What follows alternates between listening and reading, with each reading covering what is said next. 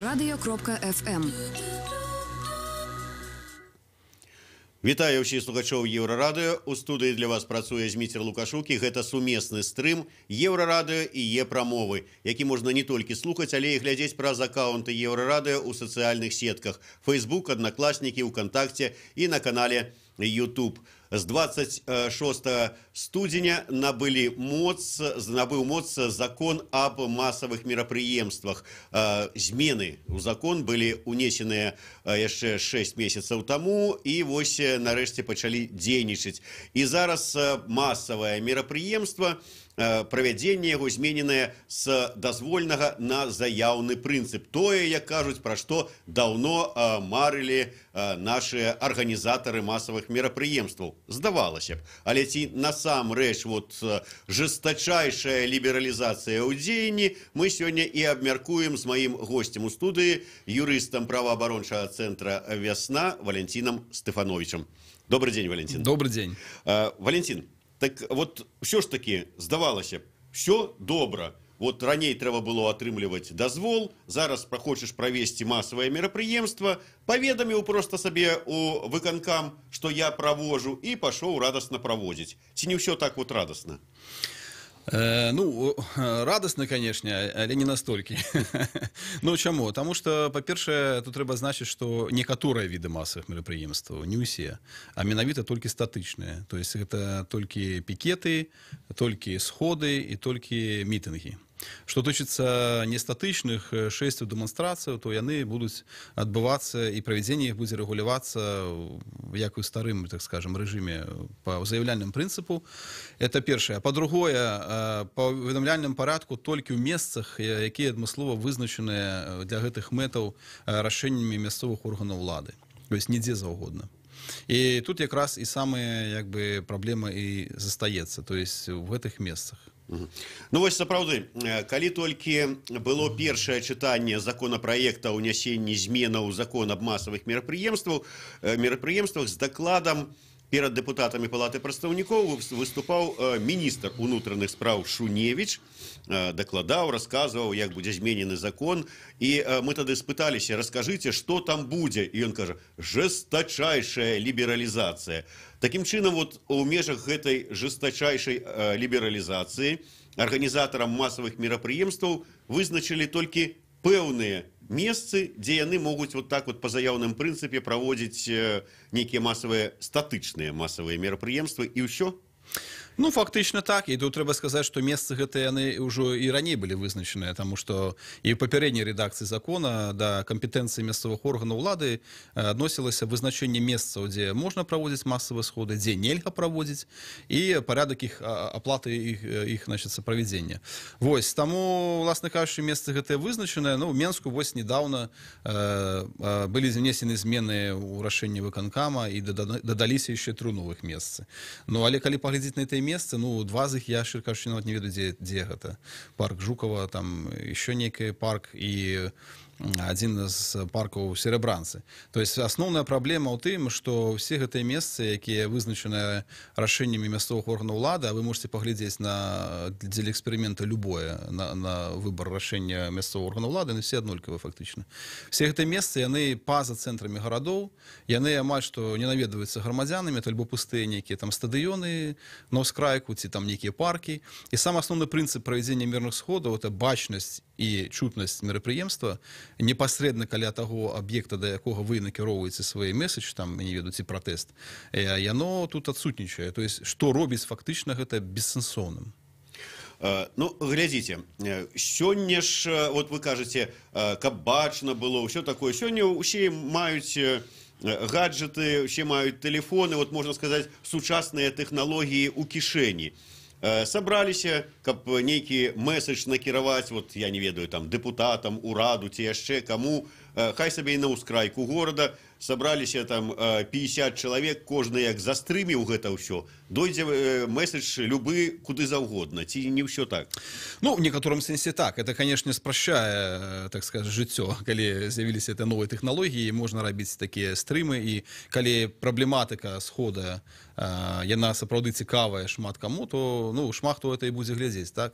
Але тут же еще якая праблема, что это не просто вы пришли и уведомили, вы мусите еще оплатить выдатки по организации этого мероприятия. Давайте мы про оплату и выдатки поговорим крыху пазней. Все ж таки мяне цікавіць вот само вызначэнне месцаў і гэтак далей. Давайте вот все ж таки с масштабаў спачатку возьмем. Вот Минск, вялікі город, і 6 месцаў, і то 3 месцы дазволеныя толькі зараз дадаліся. 6 месцаў на город-мільённік. Хай на ўскрайку ці на ўскрайку, не на ўскрайку, але пакуль пра лічбу 6. Наколькі гэта дастаткова? Ну, мы заўсёды гаворым пра неадпаведнасць практык, якія мы назіраем, напрыклад, падчас правядзення выбараў. А я нагадаю, што падчас правядзення выбараў масавыя мерапрыемствы таксама праводзяцца ў паведамляльным парадку, калі яна датычыцца менавіта выбарчай тэматыкі і ў парадку артыкула 45 прым выбарчага кодекса. Дык тады тыя ж выканкамы вызначаюць значна большую колькасць месцаў для правядзення перадвыбарчай агітацыі, для таго ж збору подпісаў сябрамі ініцыятыўных групаў не ў забароненых месцах. Вось. І чаму мясцовыя ўлады і ўвогуле ўлады, скажем, падчас выбараў, калі градус палітычны значна вышэйшы, чым звычайныя перыяды, дае магчымасць збірацца кандыдатам, давераным асобам, праводзіць сустрэчы з выбаршчыкамі ў цэнтры гарадоў, а в звычайным жыцці вот толькі в этих 3 месцах в горадзе Менска, якія на ўскрайку. Я лічу, што, конечно, этого недастаткова, па-першае. Па-другое, мы прапаноўвалі дэпутатам, калі пасля першага чытання хадзілі на сустрэчу, на адмысловае паседжанне групы пашыранае, падыходзіць з пункту гледжання адваротнага, то есть урэгуляваць месцы, дзе нельга праводзіць масавыя мерапрыемствы, і зрабіць гэты пералік вычарпальным, закрытым. А ў астатніх, каб было магчыма, бо нашы плошчы і вуліцы яны таксама створаны дзеля правядзення на іх дэманстрацый і шэсцяў. Такім чынам, ці можам мы казаць, што ну вот нібыта нам тое, што заяўны такі прынцып, гэта дае нам магчымасць скарыстацца сваім конституцыйным правам на там свабоду сходаў, там масавых мерапрыемстваў, але вот таким пералікам, вызначэннем пэўных месцаў гэтае права наша конституцыйнае, яно абмяжоўваецца. Натуральна, оно вельмі моцна абмяжоўваецца. І ну, у нас там, калі мы гаворым пра жестачайшую лібералізацыю, то я не ведаю, можа моладзь это, конечно, не памятае, але я, напрыклад, еще заспеў рэшты дэмакраты пачатку 90-х, і памятаю, калі в 98-99 годзе, калі еще весна была зарэгістраваная, мы проводили пикеты абсолютно легально в центре города, каля ЦУМа, на площади Свободы, и как бы мы все это памятаем. Это, ведаете, калі в Советском Союзе не было демонстраций 6, а потом их дозволили уже в 91-92 годзе, тогда была жесточайшая либерализация. А зараз это просто, ну, это радикально, скажем так, не изменяя ситуацию с реализацией свободы мирных сходов. Тым не менш, тое, што прынцып стаў заяўны, ці гарантуе гэта маё права, ну, магчымасць скарыстацца сваім правам на правядзенне арганізацыю масавага мерапрыемства. То есть ці азначае, што вот я падаў заяўку, значыцца мерапрыемства ўжо і будзе. Ну, не зусім так. Вы павінны аплаціць выдаткі, як я ўжо казаў. І гэты выдаткі немалыя. Прычым, явіце сабе, калі вы хочаце правесці адзіночны пікет, што само па сабе вельмі дзіўна, што закон на масавых мерапрыемстваў рэгулюе адзіночны пікет, які масавым мерапрыемствам апрыоры не з'яўляецца. Але вы ўсё адно, нават калі вы адзін, допустим, мы даслалі ўведамленне, што ў такім-то парку Бангалор вы будете проводить одиночный пикет, что само по себе дивно, когда вы там один будете стоять. Ну, допустим, вось, вы мусите оплатить все выдатки на ахову вашего мероприемства, на приборку территории после вас и на медицинское забеспечение. И только когда вы уже заключили эти домовы, вы правялі яго, а потым аплацілі, па-першае. Па-другое, в законе в новым, нават у гэтай рэдакцыі ёсць магчымасці заўсёды ўладам, в прынцыпе, забараніць это правядзенне мерапрыемства. Напрыклад, они скажуць, што хтосьці падаў заяўку да вас. А як вы будете ведаць, падаў хтосьці заяўку, не падаў, уведамленне гэтае. Только по факту, калі вы ўжо бачыце, што нехта в этот дзень сапраўды яго праводзіў там, а калі не праводзіў. І гэта, зноўку ж, інфармацыя не публічная, на сайтах выканкамаў няма ніякай інфармацыі адносна таго, хто падаў заяўку. Такім чынам, вот калі я, напрыклад, падаю заяўку, ну ці выбіраю дзень, мне няма нідзе магчымасці праверыць на гэты дзень у гэтым месцы нешта занята ці не занята. Ну, конечно, калі там абвешчанае нейкае там святкаванне, там дзень, там, я не ведаю, там танкіста, да, то я ўжо ведаю. А калі там вот Стефанович тоже хоча на гэты дзень у гэта месца падаць заяўку і можа падаў ужо учора, то я про это сёння не даведаюсь. Не даведаецеся. Ну, таму мы і адной з нашых прапановаў з боку праваабарончых арганізацый, каб выканкамы ўсё ж такі эту інфармацыю размяшчалі на сайце, каб людзі бачылі, што ў гэты дзень там ужо уведамленне нехта падаў, і таму ён мусіць падаваць яго на іншы дзень. Тым больш, калі, напрыклад, гэта толькі адзінае месца, якое вызначана ў горадзе, як у Магілёве, там на весь абласны цэнтр толькі адно месца вызначана для правядзення масавых мерапрыемстваў. Давайте яшчэ раз вот паглядзім покрокава. Я прыношу у Менгарвыканкам заявку, что я вот хочу, там, скажем, такого-то числа провести у таким-то месцы адзіночны пікет. Мне заявку прымаюць, а праз там які-нибудь тыдзень кажуць: а вы ведаеце, гэта месца заняў... За 5 дзён до правядзення, да. За 5 дзён до правядзення, мне кажуць, это месца вот крыху раней за вас заняў там іншы чалавек, там пад іншае мерапрыемства. І што мне рабіць? Мне тады атрымліваецца наноў падаваць, несці заявку ўжо на іншы дзень. Так. І мне ізноў могуць за 5 дзён да мерапрыемства сказаць: ой, выбачайце, я там занята. Могуць. Таму зараз мы, напрыклад, сваім аддзяленнем вясны і ставілі адну з такіх задачаў, што зараз можна рабіць в звязку з гэтымі зменамі, это правесці маніторынг, як гэта будзе працаваць на практыцы. Наколькі сапраўды гэта палепшыць магчымасці рэалізацыі свабоды мірных сходаў. Ці ўлады будуць выкарыстоўваць вось такую тактыку, про якую вы толькі што сказалі. Зараз я хотел бы вернуться до, вот, як вы сказали, оплаты. Сапраўды, калі паглядзець рашэнне Саўміна, то бачым, калі у залежнасці ад колькасці людзей і вот такая оплата. То есть, зараз читаю, 25 базовых, калі у вас до сотни человек, 150 базовых на мерапрыемства от сотни до 1000 человек и 250 базовых, калі больш за 1000. Вам не падаюцца дзіўнымі такія сумы? Ну, падаюцца, таму што я, в прынцыпе, уже неаднаразова пра гэта казаў, гэта ёсць пазіцыя праваабарончай супольнасці на Беларусі, тое, што мы лічым, што мы, в прынцыпе, не павінны плаціць за рэалізацыю сваіх канстытуцыйных правоў. Гэтыя правы гарантаваныя Канстытуцыяй, яны павінны быць нам забяспечаныя. Гэта значыць, што камунальныя службы, якія у нас ёсць ва ўсіх гарадах, яны атрымліваюць за гэта заробкі, яны, як бы, і прыбіраюць тэрыторыю. Вось, а міліцыя, яна ахоўвае грамадскі парадак, это яе непасрэдныя абавязкі, яна для гэтага створаная, яна дзеля гэтага існуе за падаткі падаткаплацельшчыкаў. Чаму яшчэ дадаткова мы мусім яшчэ за мерапрыемствы іх аплочваць? Это ж не камерцыйныя мерапрыемствы. Мы праводзім мітынг не дзеля таго, каб атрымліваць ад яго прыбытак. Это не канцэрт, гэта не спартовае відовішчнае мерапрыемства. І праблема, дарэчы, у тым, што закон о масавых мерапрыемствах рэгулюе ўсе гэтыя віды масавых мерапрыемстваў. Вось, хаця яны па сутнасці розныя па сваёй.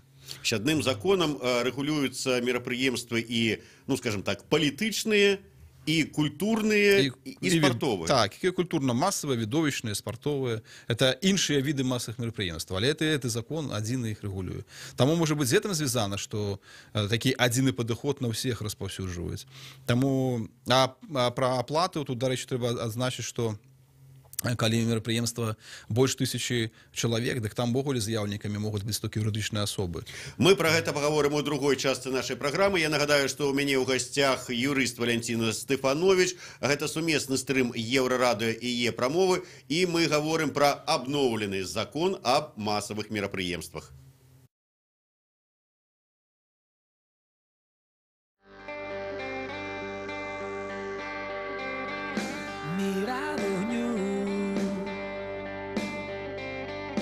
Кожного є своя, в кожного є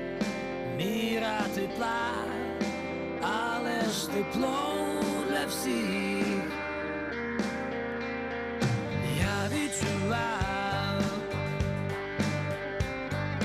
як недосяжно ти, до тебе так, як до зірок, і ти одна із них.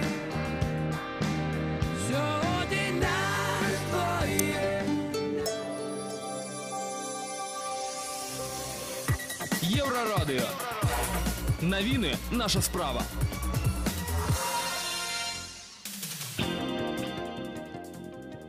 Вітаю, каротка пра асноўныя падзеі. За 15 месяцаў у Беларусі памёр кожны чацвёрты ветэран Вялікай Айчыннай вайны. Год і 3 месяцы таму іх было яшчэ 9576 чалавек, а на 1 студзеня сёлета засталося менш за 6845. А ўвогуле ў 2014-м жывых ветэранаў Другой сусветнай вайны было яшчэ 20,5 тысяч. Героі Савецкага Саюза, што пасля вайны засталіся ў Беларусі, Васіль Мічурын і Іван Кустоў, жывыя і здаровыя настолькі, наколькі дазваляе быць здаровым узрост. Мы пагаварылі з імі, вы можете пабачыць матэрыял на euraradio.fm. Качанова прагаварылася, заявіўшы, што 30% тэлеперадач павінны быць на беларускай мове. Такую задачу паставілі беларускія ўлады, і заявіла кіраўніца адміністрацыі прэзідэнта Наталья Качанова на сустрэчы з калектывам «Беларусь-Калію». Пра гэта піша Калійшчык Салігорска. Пытанне пра папулярызацыю беларускай мовы задала начальніца аддзела інфармацыйна-ідэалагічнай работы Наталья Навіцкая. Раней пра задачу перавесці 30% кантэнту на беларускую нідзе не паведамлялася. У законе аб СМІ гаворыцца толькі, што не менш за 30% тэлекантэнту павінна быць айчынным. У нашай краіне захаваецца адліжнае надвор'е яшчэ некалькі дзён да канца месяца студзеня. Тэмпература паветра сёння і заўтра ад -3 да +3 у дзень, уначы да 11-12 марозу.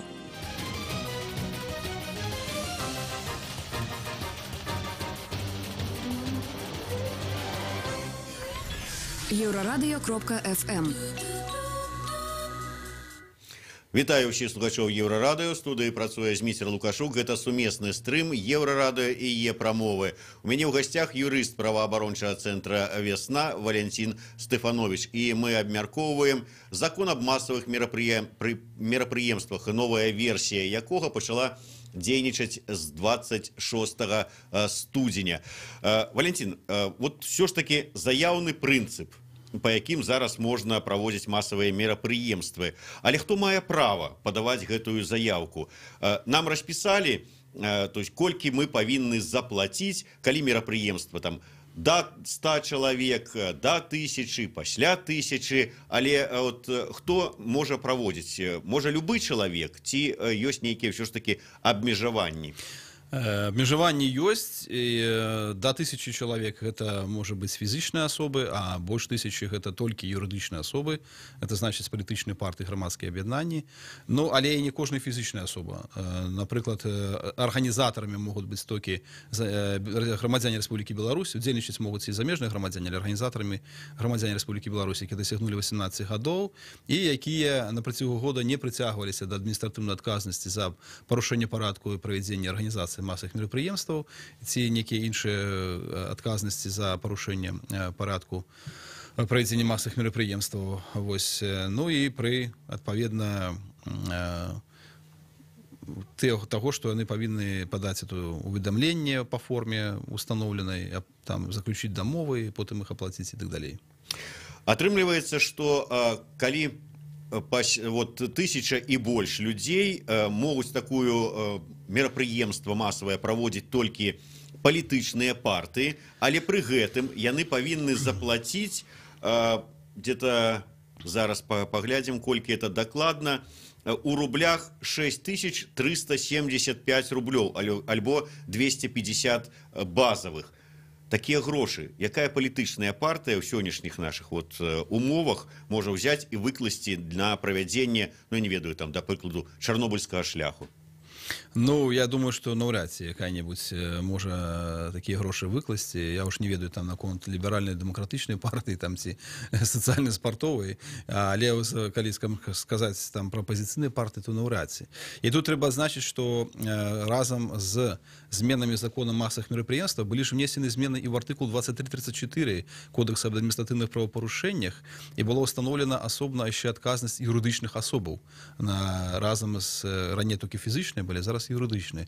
Таму нават тэарэтычна, калі будзе дапушчанае парушэнне нейкія парадку арганізацыі мерапрыемства юрыдычнымі асобамі, яны будуць несці адказнасць таксама, і там штрафы ўстаноўлены даволі вялікія. Вот ўсё ж таки ёсць яшчэ адна такая цікавостка. Гэты закон не азначае, што дакладней 6 месцаў у Мінску, дзе можна вот так па заяўным прынцыпе праводзіць мерапрыемствы, але ніхто не адмаўляе тое, што мы маем права правесці і у іншых месцах нейкае такое мерапрыемства, але тут ужо па старынцы трэба атрымліваць дазвол. Так, можна правесці ў іншых месцах, не спецыяльна адведзеных, але это ўжо будзе ў рэжыме заяўляльным, то есть за 15 дзён да пачатку правядзення павінна быць пададзена заяўка, і зноўку ж гэта месца павінна быць незабароненае для правядзення так масавых мерапрыемстваў.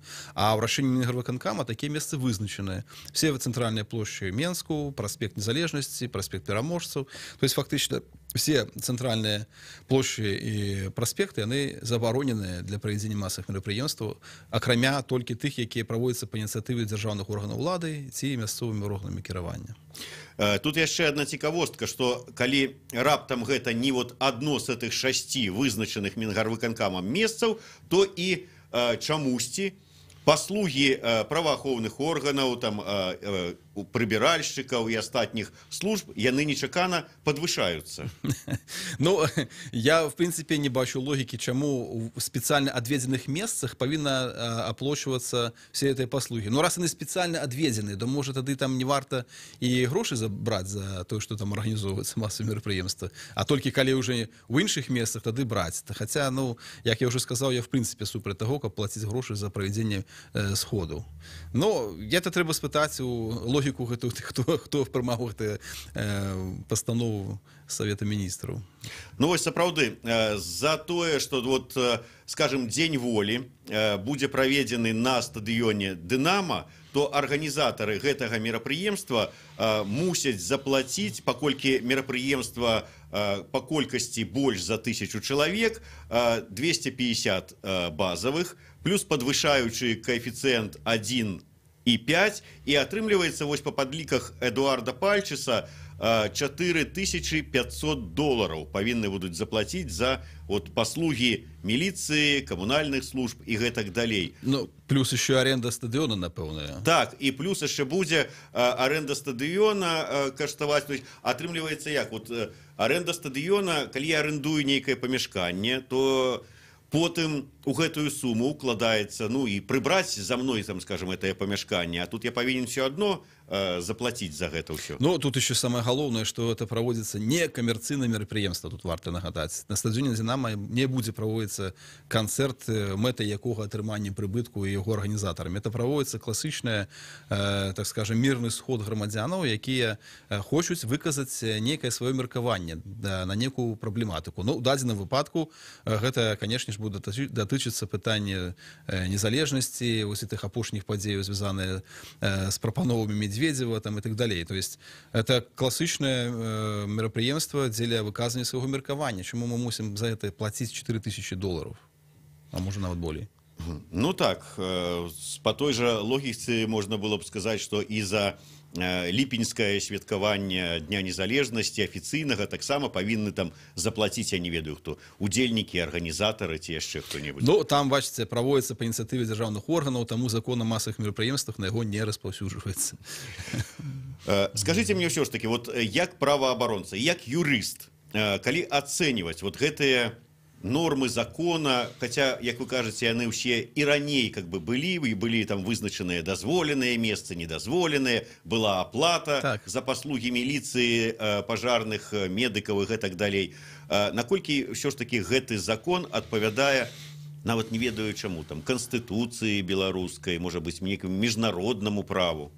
Ну, ён, конечно, не адпавядае. Якраз таки вось гэтых вот палажэннях, якія я ўжо называў, это абмежаванне па месцах правядзення, гэта аплата арганізатарамі правядзення такіх мерапрыемстваў, вызначэнні некаторыя, якія закон дае вельмі шырокія, пад якія можна падвесці все, што заўгодна, што это сход. Вось. І, в прынцыпе, мы пра гэта казалі, што гэты закон, ну, нават, пэўна, і не варта нейкія змены ўносіць. Яго трэба проста-напроста прыняць новы закон, які прэгуляваў правядзенне мірных сходаў, які б цалкам адпавядаў міжнародным стандартам, а тут не трэба займацца вынаходніцтвам нейкіх ровараў. Пра гэта ўжо шмат дзе сказана і напісана. Ёсць, урэшце, Guidelines ОБСЕ па свабодзе мірных сходаў, другое выданне вот не так даўно выйшла, дзе, в прынцыпе, сабраны все найлепшыя практыкі ў адпаведнасці са стандартамі, якія якраз такі усталёўваюцца,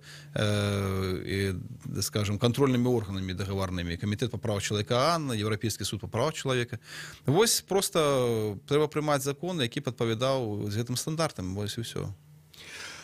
Вот калі ў Мінску ўсё ж такі мерапрыемства больш-менш масавыя праходзяць, там дазвол хай са скрыпам, але ўлады і даюць, то як у рэгіёнах? Я ведаю, што учора у вас праходзіла такая адмысловая нарада, не нарада, але там раіліся, сустракаліся з калегамі. Як у рэгіёнах з усёй гэтай сітуацыяй? У рэгіёнах сітуацыя выглядае значна горш, чым у Менску. Сапраўды, у Менску, прынамсі, улады традыцыйна дазваляюць некаторыя віды мерапрыемстваў. Ну, чарнобыльскі шлях, ім там адбываецца штогод, да, там даюць нейкі маршрут, і шэсце праходзіць там 25 сакавіка, правда, традыцыйна яго раней разганялі, но апошнія гады быццам бы ўжо не. Вось, а на рэгіёнах вот вот учора акурат так, там прадстаўнікі рэгіянальных арганізацый распавядалі, як это все адбываецца. У Гародні за 20 гадоў, як сказаў Віктор Сазонаў, не было дазволена ніводнага мерапрыемства.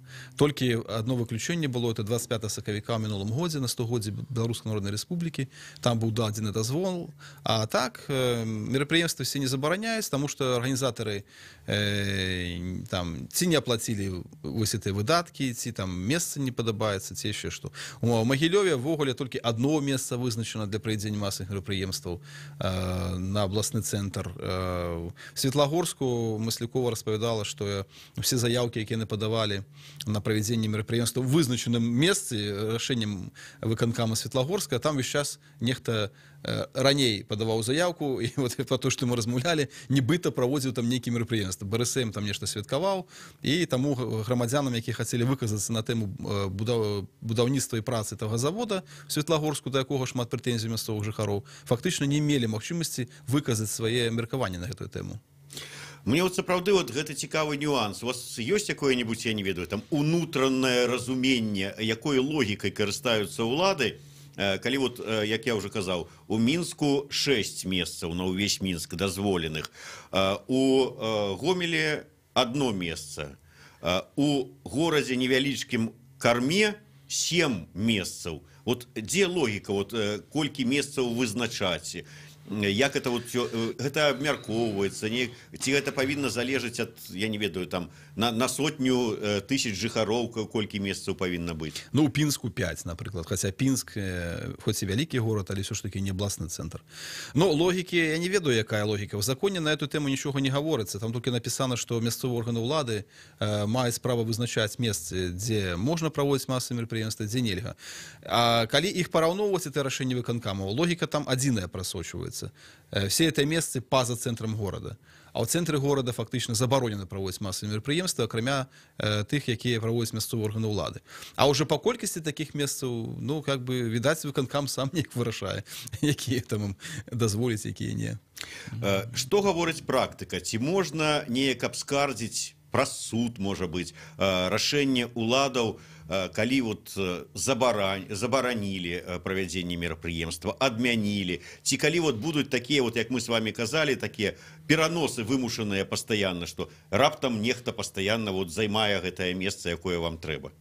Практыка, ну, тэарэтычна можна, і закон прадугледжвае такое права заяўнікаў, якія могуць абскардзіць суд рашэнне выканкамаў аб забароне правядзення мерапрыемства, але, шчыра кажучы, я не прыгадаю рашэнняў судоў, якія б калісьці прызналі то, што выканкам незаконна забараніў правядзенне того ці іншага мерапрыемства.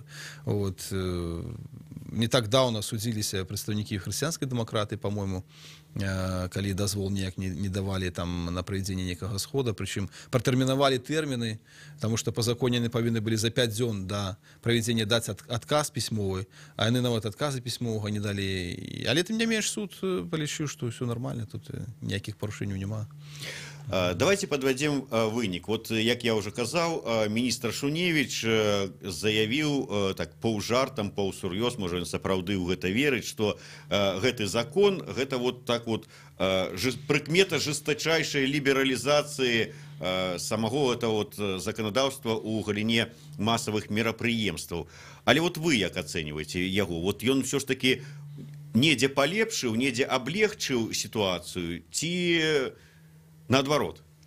Ну, у Шуневича вся либерализация жесточайшая получается. Вось. Ну, я асабіста лічу, што змены ў закон о масах мерапрыемстваў радыкальна не змяняюць тую сітуацыю, якую мы сёння маем. Магчымасць рэалізацыі свабоды мірных сходаў і выказвання свайго меркавання, як раней, застаецца скрайне абмежаванай.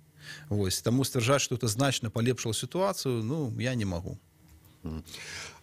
Вядома, што сёння прадстаўнікі беларускай апазіцыі знаходзяцца ў Брусэлі на пасяджэнні Еўранеста. І, як ужо заявіў Віталій Рымашэўскі, яны да дэпутатаў еўрапейскіх данеслі вось гэтую сітуацыю, расказалі пра тое, што з-за такіх вот вялікіх грошай, якія вымушаныя будуць плаціць арганізатары масавых мерапрыемстваў, яны фактычна, ну, вот, зрабілі немагчымым праводзіць эту арганізацыю. Як вы думаеце, нейкім чынам ўсё ж таки можна паўплываць знутры, ці знешнія нейкія вот такія месседжы будуць дасылацца беларускай уладзе, каб змяніць сітуацыю? Ці вот нас тут, как говорится, як любіць казаць Александр Лукашенко, не нагнут? Ну, я думаю, што уплываць, конечно, спрабаваць трэба. І тут я б згадаў тое, што рэкамендацыя ў дачыненні свабоды мірных сходаў, іх ужо багата беларускі ўрад атрымліваў і падчас праходжання універсальнай перыядычнага агляду працэдуры. І там рэкамендацыі такія ўлады, як бы, нават некаторыя яны прынялі ў такіх больш мяккіх формах, і вот вынік якраз тых рэкамендацый, якія ўлады прынялі, напэўна, вот мы зараз бачым з вами. Вось. Падчас апошняй справаздачы Беларусі ў камітэце па правах чалавека, там таксама рэкамендацыі на гэтую тэму былі. Але я думаю, што ўлады будуць кіравацца найперш сваім інтарэсам. А галоўны інтарэс — гэта максімальна не дапусціць дестабілізацыі внутры палітычнай сітуацыі з іх пункту гледжання. Таму яны ва ўсіх гэтых сходах всякіх там бачаць некую пагрозу для сябе. І менавіта таму яны все іх адціснілі з цэнтраў гарадоў на пустыя стадыёны, і там, калі ласка, можаце сабе мітынгаваць, там вас ніхто там не ўбачыць і не пачуе. Атрымліваецца, ў прынцыпе, так, зараз які-небудзь еўрапейскі палітык, паслухаўшы там Рымашэўскага і маючы візіт у Мінск, каму-нибудь беларускаму чыноўніку скажа, што ж так, вот, што ж вы масавыя мерапрыемствы прыціскаеце, не даеце праводзіць, а яму скажуць, паглядзіце, у нас же заяўны прынцып, калі хочаш, подай заявку і праводзь. Так і гавораць. Таму я уже сам чуў пра гэта, вот акурат пра час справаздачы Беларусі ў камітэце па правах чалавека. Яны кажуць, што уведзены уведамляльны парадак правядзення масавых мерапрыемстваў. Яны не гавораць, што толькі ў нейкіх месцах асобна вызначаных, што толькі некаторых відах масавых мерапрыемстваў, просто уведзены. Ну і, канешне, тут трэба даводзіць да міжнародных арганізацый, да структуры еўразвязы, што насамрэч радыкальная сітуацыя тут не змянілася. Назваць ее лібералізацыяй, тым больш жестачайшай, ну ніяк не выпадае. Не, тут трэба падзяліць лібералізацыю асобна, а жестачайшая асобна. Дзякуй вялікі. Я нагадаю, што у нас у гасцях сёння быў юрыст праваабарончага цэнтра «Вясна» Валентин Стефанович. Мы абмяркоўвалі праўкі ў закон аб масавых мерапрыемствах. мерапрыемствах, які набыў моц з 26 студзеня і пачаў працаваць, і пра тое, колькі давядзецца заплаціць арганізатарам масавых мерапрыемстваў. Студыі працаваў Зміцер Лукашук, гэта быў сумесны стрым Еўрарадыё і Е-прамовы. Слухайце нас.